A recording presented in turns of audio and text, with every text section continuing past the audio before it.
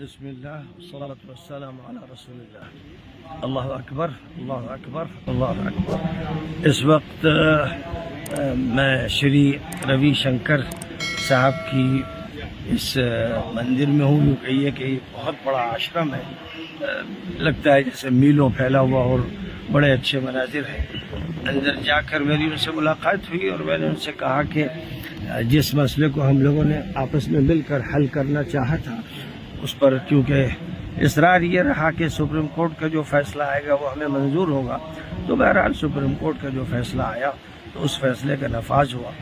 اور میرا خاص طور پر یہ کہنا تھا شری روی شنکر جی سے کہ جس طرح ایک بڑے مسئلے کو جو زمانے سے رکا ہوا تھا ہم لوگوں نے مل کر حل کیا، ویسے اب اس وقت ہمیں ضرورت ہے کہ ہم وہ میسج دیں جو میسج ویدوں کا ہے، گیتا کا ہے، قرآن کا ہے، پوری قوم کو وہ میسج دیں، لوگوں کے دلوں کو ملائیں، محبت پیدا کریں، نفرت کا خاتمہ کریں۔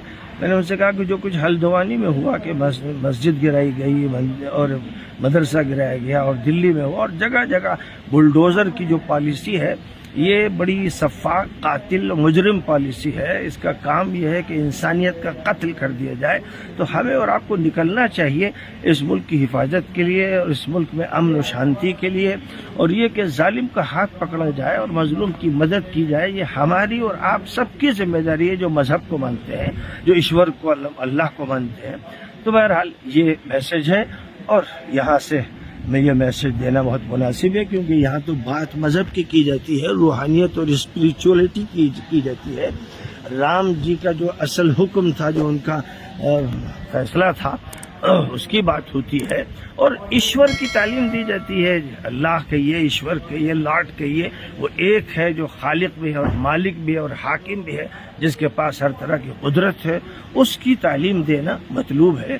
یہ تعلیم مسجد میں ہو، خانقاہ میں ہو، چاہے وہ مندر میں ہو، چاہے ایشور میں ہو، یہ تعلیم جو ہے در حقیقت محبت کی تعلیم ہے اور جوڑنے والی تعلیم ہے۔ اس کی فکر کی ضرورت ہے۔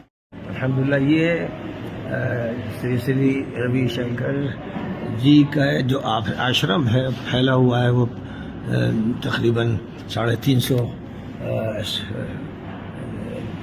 جس میں 1.5 ایکڑ میں پھیلا ہوا ہے۔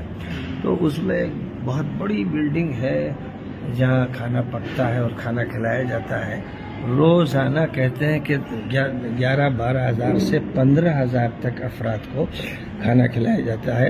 مہمانوں کا ایک سلسلہ ہوتا ہے، 12:30 سے 2:30 تک کھانے کی یہ محفل رہتی ہے، اور جو خواص ہیں ان کو اندر کے حصے میں کھلایا جاتا ہے۔ ابھی ہم لوگ وہیں کھانا کھا کر آئے ہیں، اگرچہ لیٹ ہوئے لیکن کھانے کا وہاں انتظام تھا، سیلف سروس سسٹم ہے۔ تو اس طرح یہ ایک بہت بڑا انتظام ہے۔ ظاہر ہے کہ ایک دور تھا کہ بڑے بڑے صوفیہ کے ہیں ہزاروں انسان کھانا کھاتے تھے اور یہ بہت بڑی خدمت ہوتی تھی۔ آج سادھو سنتوں کے یہاں یہ بڑا انتظام ہے کہ ہزار افراد روزانہ کھانا بھی کھا رہے ہیں، ان کا علاج بھی کیا جا رہا ہے اور دوائیں بھی فراہم کی جا رہی ہیں۔ تو آشرم در حقیقت یوں کہا جائے کہ ایک شہر ہے، پورا مذہب کا ایک پورا شہر ہے، جس میں مذہبی تعلیمات بھی دی جا رہی ہیں اور خدمات بھی پیش کی جا رہی ہیں۔ مسلمانوں کو چاہیے کہ وہ ان اداروں کو دیکھیں، ان سے واقفیت حاصل کریں۔ جو کام بھی ملک میں جس سطح پر ہو رہا ہے اس کو جاننا بھی چاہیے، اور جہاں بھی کوئی بہتر چیز ہے، الحکمت ضالۃ المؤمن کی بنیاد پر اسے لینا چاہیے۔